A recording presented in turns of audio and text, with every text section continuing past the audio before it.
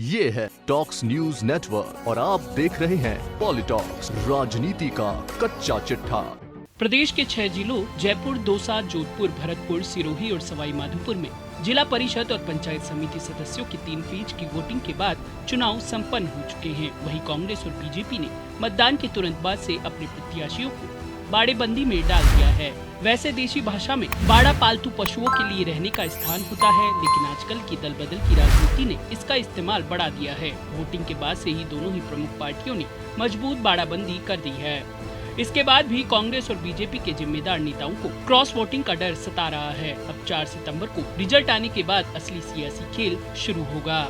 सूत्रों की माने तो प्रदेश के 6 जिलों में हुए पंचायत चुनाव में सत्तारूढ़ कांग्रेस के 22 विधायकों और 6 मंत्री कांग्रेस प्रत्याशियों का मतदान के आधार पर पोलिंग एजेंटों और कार्यकर्ताओं से हार जीत का फीडबैक ले रहे हैं और अपने अपने समीकरणों के हिसाब से वोट बनाने की गणित बैठा रहे हैं। पार्टी के विश्वस्त सूत्रों की माने तो कांग्रेस प्रत्याशियों को बागियों से नुकसान हुआ है। कांग्रेस के बागियों ने कांग्रेस के प्रत्याशियों के वोट काटे हैं। ऐसे में यहाँ कांग्रेस प्रत्याशियों के लिए थोड़ी परेशानी बनी हुई है। इधर बीजेपी के रणनीतिकार भी लगातार कार्यकर्ताओं से फीडबैक ले रहे हैं। कांग्रेस ने विधायकों को अपने विधानसभा क्षेत्रों में पंचायत समिति सदस्य और जिला परिषद सदस्य प्रत्याशियों की बाड़ेबंदी की पूरी जिम्मेदारी दी है। जिला प्रमुख और प्रधान बनाने में विधायकों की ही मुख्य जिम्मेदारी है। प्रत्याशियों को जयपुर, जोधपुर, दौसा, सवाई माधोपुर, भरतपुर और सिरोही जिलों के उम्मीदवारों को अलग अलग रिसोर्ट और होटलों में रखा गया है।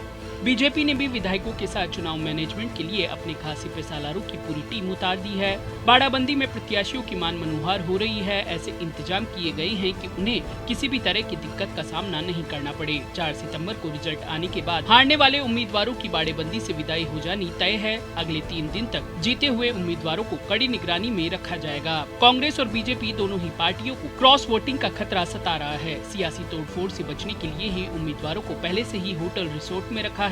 इन चुनावों में बीजेपी को क्रॉस वोटिंग और उम्मीदवारों के टूटने का खतरा ज्यादा है, क्योंकि इन चुनावों में सत्ताधारी पार्टी को कई तरह के मैनेजमेंट से जुड़े एडवांटेज मिलते हैं, जो विपक्ष में होने के कारण बीजेपी के पास नहीं है। दूसरी ओर पंचायत चुनाव के 3 चरणों का परिणाम 4 सितंबर को जारी होने के बाद कांग्रेस विधायक अपने ही बागियों और निर्दलियों को बाड़ाबंदी में शामिल करेगी। बताया जाता है कि कांग्रेस के अधिकांश बागी विधायकों के संपर्क में हैं और जैसे ही परिणाम जारी होगा तो उनकी एंट्री भी बाड़ाबंदी में हो जाएगी और वह 6 सितंबर तक बाड़ाबंदी में रहेंगे और कांग्रेस के जिला प्रमुख के उम्मीदवार और प्रधान उम्मीदवार के पक्ष में वोट करेंगे।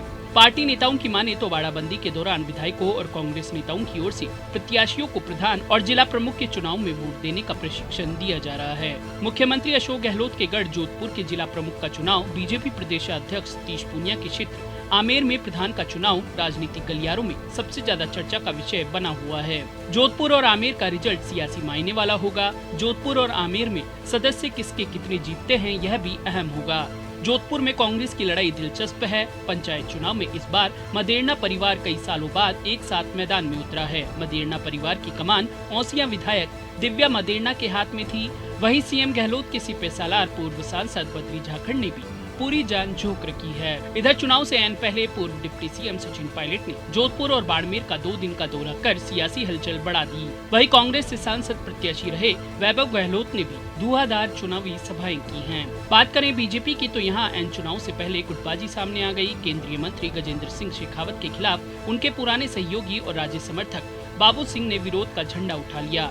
जोधपुर के बालेसर में भाजपा कार्यकर्ताओं ने केंद्रीय मंत्री गजेंद्र सिंह शेखावत के खिलाफ नारेबाजी कर विरोध प्रदर्शन किया और चुनाव का बहिष्कार करने का फैसला किया। इस विरोध की कमान शेखावत के पूर्व साथी बाबू सिंह राठौड़ के हाथ में थी। अब देखना ये होगा कि इस गुटबाजी का नुकसान बीजेपी को चुनाव में कितना उठाना पड़ता है। वहीं जोधपुर की कई सीटों पर सांसद हनुमान बेनीवाल की पार्टी आरएलपी ने कांग्रेस और बीजेपी दोनों की नींद उड़ा दी है। हनुमान बेनीवाल ने जमकर चुनाव प्रचार किया और कांग्रेस बीजेपी पर बराबर निशाने साधे। चुनाव प्रचार के दौरान हनुमान बेनीवाल और कांग्रेस विधायक दिव्या मदेरणा के बीच जमकर बयानबाजी भी हुई।